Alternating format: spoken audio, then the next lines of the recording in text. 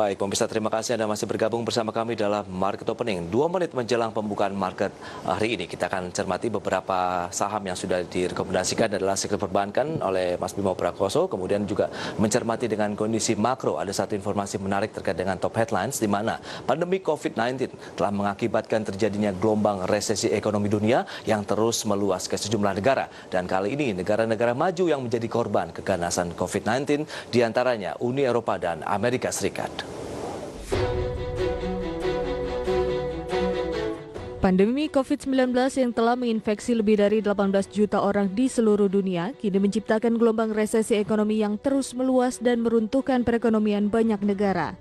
Bahkan beberapa negara maju pun telah masuk ke jurang resesi karena pertumbuhan ekonominya secara kuartalan minus 2 kali berturut-turut.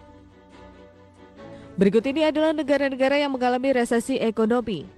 Singapura. Negeri singa ini mengalami pertumbuhan ekonomi negatif pada 2 kuartal berturut-turut, yaitu kuartal 1 minus 3,3% dan kuartal 2 minus 41,2%. Singapura menerapkan pembatasan sosial dan lockdown meski sangat bergantung pada sektor perdagangan karena menjadi hub kegiatan ekspor dan impor di kawasan Asia Tenggara. Berikutnya Korea Selatan, di mana perekonomian negeri ginseng ini turun secara 2 kuartal berturut-turut dalam 17 tahun terakhir. Hal serupa pernah terjadi pada tahun 2003, namun penurunan paling tajam terjadi saat krisis global tahun 1998. Pertumbuhan ekonomi kuartal 1 2020 minus 1,3% dan kuartal 2 minus 3,3%. Gelombang resesi juga merambah zona Eropa, di mana Jerman akhirnya mengumumkan produk domestik bruto atau PDB di kuartal 2 minus 10,1%. Sebelumnya di kuartal 1, PDB Jerman juga terkontraksi 2,2%. Demikian juga Perancis yang mencatatkan kinerja pertumbuhan ekonomi negatif di kuartal 2 minus 13,8%, sedangkan kuartal 1 minus 5,9%. Adapun di Italia, ekonomi di kuartal 2 tumbuh negatif 12,4% dan kuartal 1 minus 5,3%. Berikutnya kembali ke Asia, yaitu Jepang yang dilaporkan minus 3,4% pada kuartal 1 2020 dan merupakan penurunan terbesar sejak tahun 2015. Kontraksi pertumbuhan ekonomi Jepang menyusul pertumbuhan ekonomi pada kuartal 4 2019 yang minus 6,4%. Sementara Hong Kong bahkan mengalami resesi ekonomi selama 4 kuartal berturut-turut sejak 2019. PDB kuartal 2 2020 terkontraksi 9%, sedangkan kuartal 1 minus 8,9%. Berbagai sumber IDX Channel.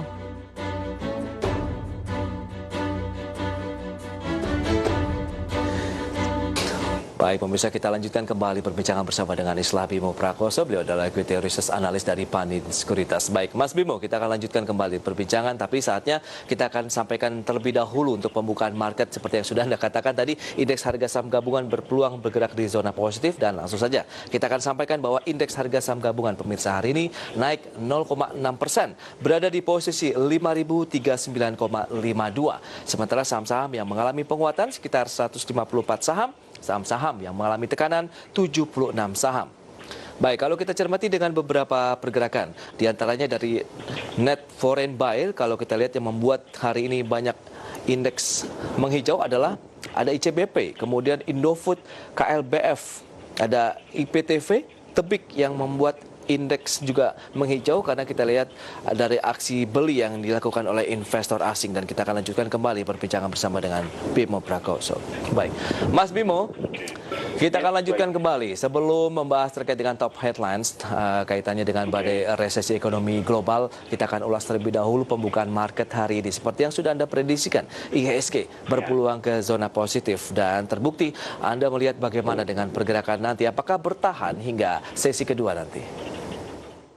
Oke, kalau kita lihat untuk sesi kedua bertahan atau tidak, di sini kita lihat likely untuk bertahan.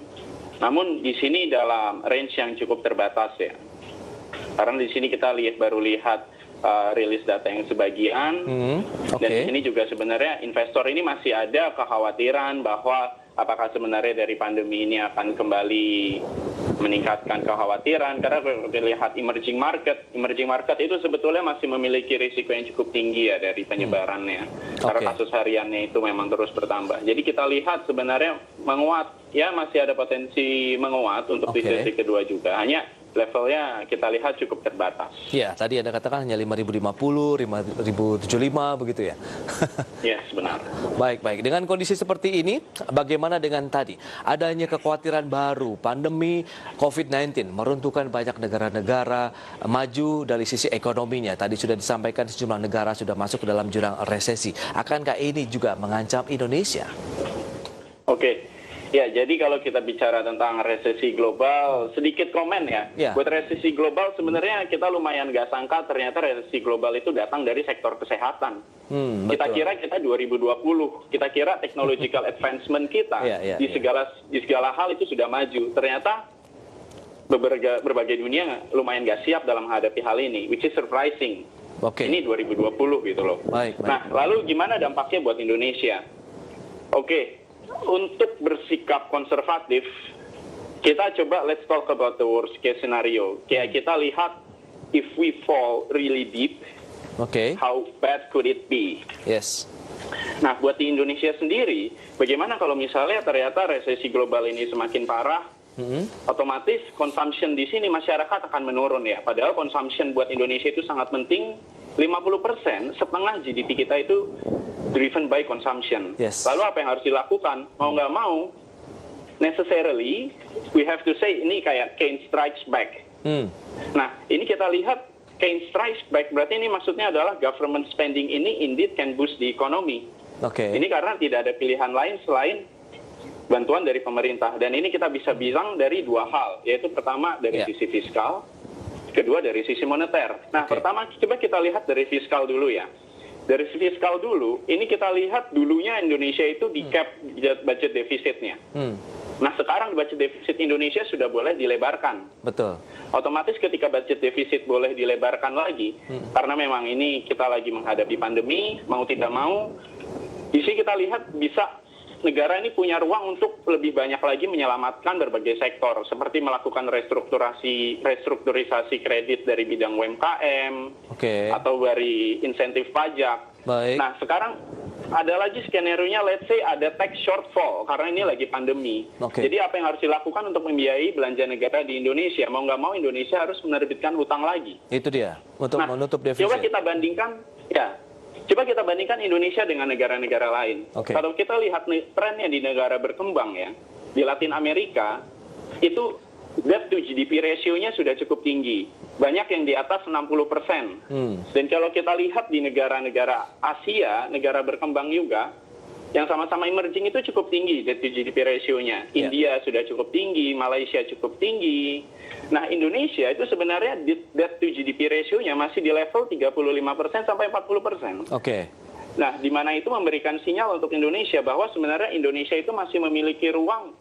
In case kita ada tax shortfall, kita harus mau nggak mau membiayai belanja negara untuk menyelamatkan negara. Itu kita tuh masih punya ruang untuk kita dapat internal ataupun external debt, karena debt to GDP ratio kita yang masih cukup rendah. Baik, Mas Bimo, lalu kita bahas ya, yang perlu dicermati ini dengan kondisi makro seperti ini. Lah kita semester di kuartal kedua begitu memang prediksinya minus. Kan yang menjadi penentuan oleh Indonesia sebenarnya pada saat kuartal ketiga nanti. Kalaupun bergeraknya negatif juga, itu yang menjadi suatu kekhawatiran terbesar bagi masyarakat Indonesia nantinya. Bagaimana Anda melihat ini bisa mempengaruhi kinerja dari perusahaan-perusahaan yang tercatat di Bursa Efek Indonesia? Dalam artian emiten-emiten ini tentu loh yang menjadi pilihan dari masyarakat investor maupun traders. Apakah dengan kondisi market yang seperti kondisi makronya seperti ini, akankah bisa tetap berinvestasi di pasar modal atau bagaimana?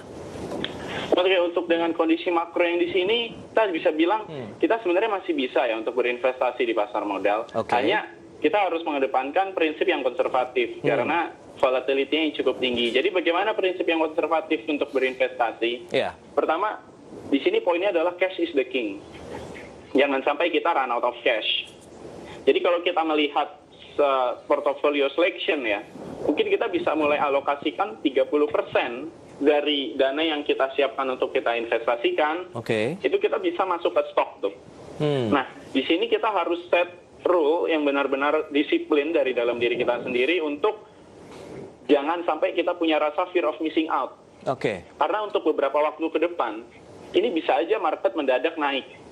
Gara-gara ada ekspektasi dari ekspektasi dari pemulihan. Sentimennya ini sangat ketat sekali kalau kita lihat begitu dengan banyaknya sekali yang beredar begitu dari dalam negeri kemudian luar negeri. Akankah ini menjadi suatu cerminan ataupun batasan-batasan yang perlu dicermati oleh masyarakat investor atau tidak? Ini kita akan lanjutkan nanti di segmen berikutnya dan pemirsa kami akan segera kembali sesaat lagi.